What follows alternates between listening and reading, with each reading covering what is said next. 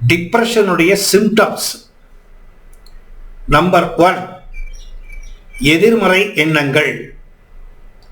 தவிர்க்க முடியாத, கட்டுப்படுத்த முடியாத எதிர்மறை எண்ணங்கள் 24/7 வந்துகிட்டே இருக்கும்.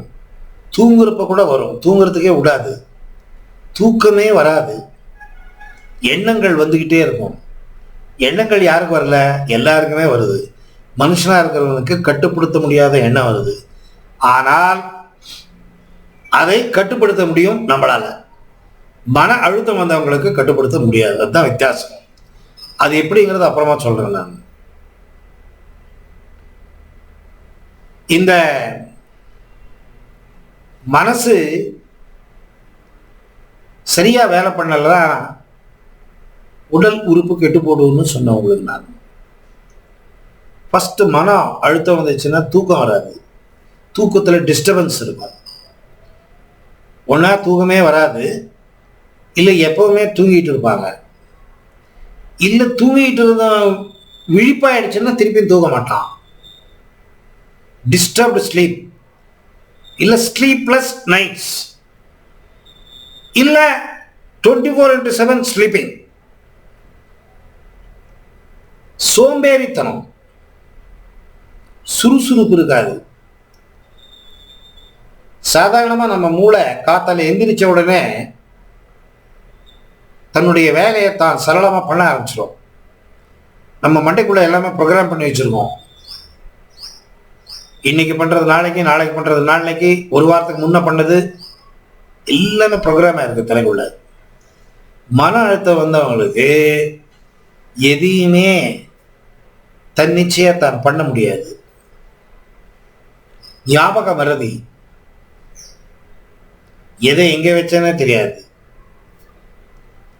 கான்சன்ட்ரேஷனே இருக்காது. ஒண்ணு பசிக்காது, இல்லையா எக்கச்சக்கமா பசிக்கும். என்ன சாப்பிட்டாலும் மிஷினுக்குள்ள போடுற மாதிரி போட்டுக்கிட்டே இருக்கணும். உடம்பு தான் தப்பா ஆகும், எனர்ஜியே வராது. சாப்பாடு தான் நமக்கு தெரிஞ்ச எனர்ஜி. ஆனா அந்த சாப்பாட்டு எனர்ஜி என்ன கொடுத்தாலும் பத்தாது. செய்யற வேலையை முழுமையா முடிக்க முடியாது.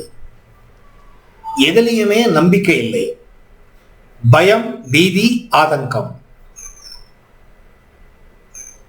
ஒண்டியா இருக்கணும்னு தோணும். யார் கூடவும் பழக முடியாது. மனதில் இருக்கிறத ஓப்பன சொல்ல முடியாது. ஒன்னா அழுகையா வரும், இல்ல துக்கமா இருக்கும். வாழ்க்கை வெறுத்து போயிடும். எது பண்றதுக்குமே முனைப்பு இருக்காது, ஈடுபாடு இருக்காது. செய்யும் வேலையை முழுமையாக முடிக்க முடியாது. உடல் உறுப்புகள் ஒன்னொன்னா வலிக்க ஆரம்பிக்கும். தலை வலி, மூட்டுக்கள் எல்லாம் வலி, முதுகு வலி, முதுகு தண்டுவடம் வலி, ஆர்த்ரைட்டிஸ்ன்னு சொல்லுவோம், அது வந்துடும். ஜீரண கோளாறு வர்றதுனால மற்ற எல்லா கோளாறுகளும் வரும்.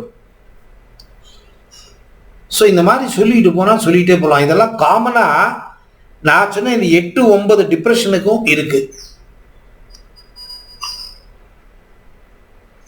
இதை மருந்து மாத்திரைகளினால் சரி செய்யவே முடியாது. இப்ப சொல்லிட்டேன் என்னென்ன ப்ராப்ளம் வரும்னு சொல்லிட்டேன்.